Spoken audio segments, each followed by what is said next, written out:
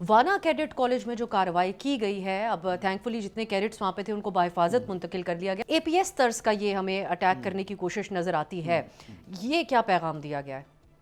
دیکھیں وہ تو اب سافٹ ٹارگٹ کی طرف جا رہے ہیں. یہ شو کرتا ہے کہ پہلے وہ اٹیک کر رہے تھے بنو کینٹ پہ کر رہے تھے، اب وہ سافٹ ٹارگٹ کی طرف آ گئے ہیں، بیکاز اب ان کی فائٹنگ کیپیسٹی یا وہ پوٹینشیل نہیں رہا یا دے آر ایٹ دا رن، تو وہ سافٹ ٹارگٹس کو انگیج کر رہے ہیں. اب کیڈٹ کالج دیکھیں وہاں تھوڑی سی گارڈ ہوگی اور وہاں 550 to 600 جیسے بچہ رپورٹ ہوا ہے، تو وہاں 5 رپورٹڈ لے آئے. بٹ آپ یہ دیکھیں کہ یہ ہم پہ اٹیک تو کر سکتے ہیں بٹ ان کا صفایا ہو جاتا ہے، کوئی ان میں سے آج تک بچا نہیں ہے. تو خدا نخواستہ دوبارہ بھی کہیں بھی حملہ اگر انہوں نے کیا یہ ہوا، آپ دیکھیں گے یہ ان کا صفایا ہو جائے گا.